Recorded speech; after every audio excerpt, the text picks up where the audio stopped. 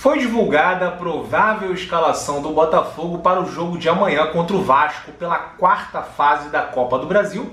E se essa informação realmente se concretizar, na minha opinião vai escancarar uma certa incoerência por parte do nosso treinador. Mas a gente tem que ter muita calma porque ainda é uma suposta escalação. Um dia após o protesto no Nilton Santos e depois de toda a repercussão, eu queria falar também sobre a cultura do cancelamento na internet.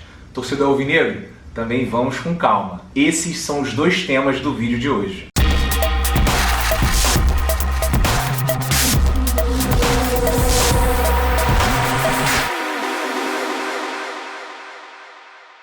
Pessoal, antes de começar a falar sobre o que realmente interessa, eu vou pedir para vocês darem aquela força para o canal. Peraí, o que realmente interessa não, porque isso aí interessa também.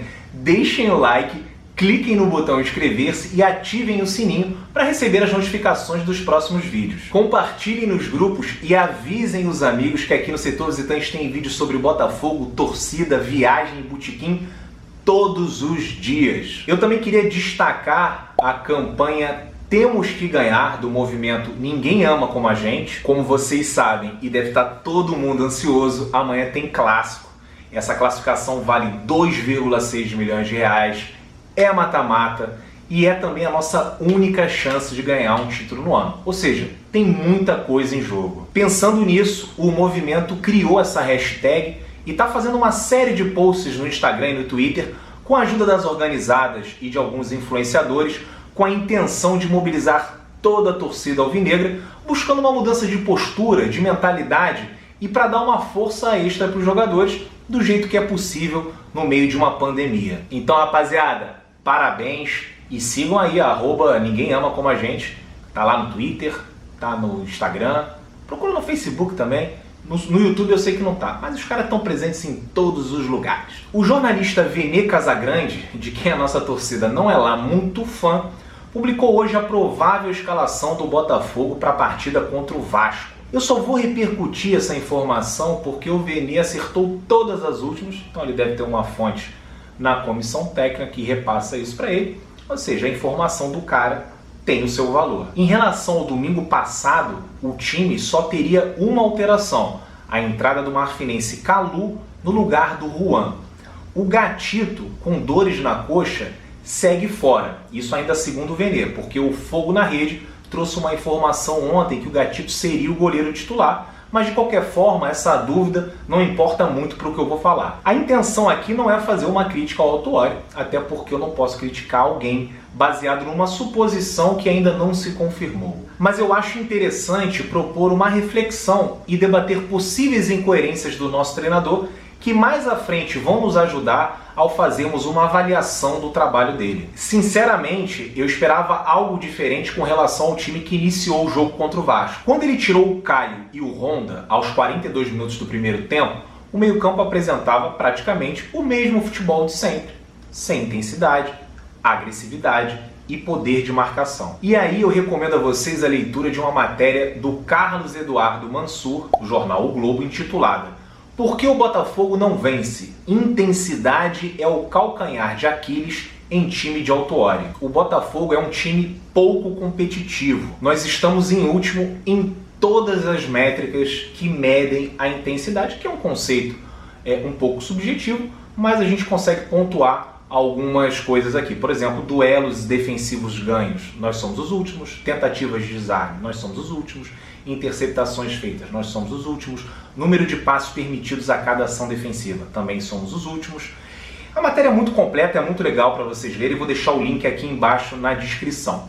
E vou convidar vocês também para assistirem as próximas lives do Setor Visitante. Amanhã vai rolar uma pós-jogo a partir das 21 horas, porque o Leandro Moura, que faz a live comigo e conhece muito de bola, já falava isso há muito tempo. É inegável que o Autuori sofre com um elenco curto e desequilibrado, mas uma das explicações para essa falta de competitividade estaria na insistência dessa formação de meio-campo com Caio Alexandre, Honda e Nazário. O Paulo diagnosticou esse problema no jogo passado, colocando o Neneca e o Luiz Otávio antes do intervalo, e no pós-jogo ele disse que, abre aspas, "no segundo tempo melhoramos bastante em termos de atitude.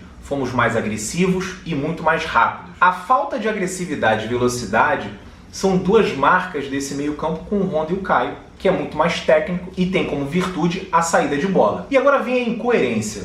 Como pode, no jogo seguinte, contra o mesmo rival, porque se fosse um outro time com outro estilo de jogo, beleza. Mas como é que pode repetir a mesma escalação que ele desmanchou com 42 minutos? Mais uma vez, sem querer criticar o Paulo, porque além dele viver o dia a dia, é um cara que sabe muito de bola. Mas você vendo de fora, não consegue entender uma escolha dessas. Não dá para entender. É claro que dá para corrigir falhas através de treinamento, mas pelo que nós temos acompanhado e baseado em todas as métricas disponíveis para avaliar o jogo, dificilmente Caio e Honda juntos conseguirão desempenhar um futebol muito diferente daquele que o Autuori se irritou a ponto de expor os dois jogadores com a substituição. Eu estou propondo aqui essa reflexão e apontando uma possível incoerência para depois, na hora que a gente for avaliar o trabalho do treinador, a gente conseguir apontar que ele foi, no mínimo, incoerente. Agora, antes de falar sobre os protestos de ontem e a cultura do cancelamento, eu não posso deixar de falar sobre os pilares das reclamações dos torcedores que foram ontem ao estádio Newton Santos. Primeiro, cobrar melhores resultados nos próximos jogos. Segundo, postura dos dirigentes que estão à frente do clube. Tem que mudar isso daí. Terceiro, pagamentos dos salários atrasados. E quarto, o comprometimento de alguns jogadores com o clube. Perfeito, concordo integralmente, não acrescentaria mais nada. Agora, dito isto, e aí já é uma coisa que vai além do protesto presencial, temos que conversar sobre a cultura do cancelamento que se estabeleceu na internet. E quando eu falo disso, eu estou me referindo à relação do torcedor com o nosso centroavante Pedro Raul. Ontem eu repostei uma notícia que saiu no Fogo na rede, de que o Pedro não havia treinado porque sentiu dores no músculo adutor da coxa e é dúvida para o jogo contra o Vasco. Tiveram uns 150 comentários na minha publicação, que é uma amostragem pequena, mas tem que ser considerada, né? E deu para ver que a torcida perdeu completamente a paciência com o jogador, que inclusive teve que fechar o Instagram, para vocês verem o ponto que isso chegou. É bom relembrar que o Pedro deu umas vaciladas desde que chegou no Botafogo, mas na minha opinião, ele não fez nada muito grave. Ele curtiu 2 publicações do Flamengo, ou de jogadores do Flamengo, agora não me lembro, depois até pediu desculpas, mas mandou muito mal. E tem gente que não perdoa, né? O cara acabou ficando com fama de flamenguista, né? Só que o cara é gaúcho, torcedor do Internacional. Eu vejo como se, sabe, ele é profissional, jogador de futebol, faz amizades por onde passa, né? E é normal que ele tenha amigos em outros clubes, né? O Pedro Raul não é botafoguense, né? Ele é muito bem pago para jogar no Botafogo. E aí, provavelmente ele também deve ter amigos no time da Lagoa, deve ficar feliz quando um amigo marca um gol, quando joga bem, isso é normal. Ele deu um mole e acabou repetindo esse mole, né? Mas pelo menos nunca mais aconteceu. E aí depois começam a surgir boatos de que o cara tá sempre à noitada, aí vem áudio de WhatsApp falando que o cara tá fazendo isso e aquilo. E cara, numa boa, eu me recuso a acreditar e comentar áudio de WhatsApp de pessoas anônimas. Isso aí é coisa de tia do WhatsApp, né? Pelo amor de Deus. Só que aí o rendimento do atleta caiu. E é natural que as pessoas associem uma coisa a outra. Tá na noitada, tá bebendo mais do que deveria. Aí acabam pegando o ranço, né, do jogador, que tá praticamente cancelado. Mas aí eu acho que a gente tem que ser um pouco mais malandro. O Pedro tá mal? Sim. O Pedro tá indo pra noitada direta? Não sei. Pode ser que sim, pode ser que não. Mas tem alguma coisa atrapalhando. Ele recentemente teve Covid, né? O desempenho caiu, e a gente também não sabe como é que o corpo dele pode ter reagido, porque ainda é uma doença muito nova. Mas a realidade é que o Pedro é um bom atacante, e você pode até discordar e achar que não, mas dificilmente a gente conseguiria um melhor para ser reserva do Babil, para disputar a posição ali no comando de ataque. Esse é um ano atípico, com jogos praticamente toda quarta e domingo. Então a gente precisa de elenco, nós precisamos de opções no banco. Todo time tem um baladeiro que exagera.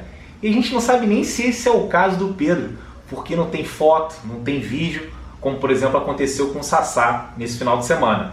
Então, na minha opinião, esse não é o momento de cancelar o jogador, mas de tentar recuperá-lo. A insatisfação coletiva da torcida já foi transmitida individualmente. E a gente não vai conseguir ninguém melhor pelo preço dele, né? No momento que ele foi contratado, porque ele chegou aqui como ninguém.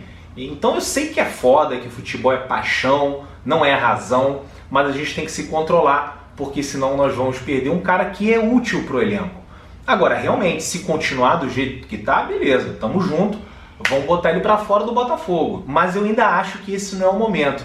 Vamos agir com a cabeça, galera, vamos, quando ele reabrir o Instagram, vamos lá chegar massacrando e tal. Vamos fazer o cara pelo menos respeitar o clube até o final desse campeonato brasileiro, que a gente vai precisar dele, cara. A gente precisa de todo mundo que tá lá. E muito mais fácil do que você ir ao mercado e contratar um novo jogador é você tentar recuperar um que já está dentro do plantel. Beleza, pessoal? Era isso que eu tinha para falar para vocês. Amanhã estarei de volta às 21 horas. Teremos live pós-jogo. 21 horas, 20h50. Assim que acabar, a gente entra e conversa sobre Botafogo e Vasco. Uma boa sorte para a gente amanhã. Estamos precisando e que venham os resultados. Valeu? Tamo junto!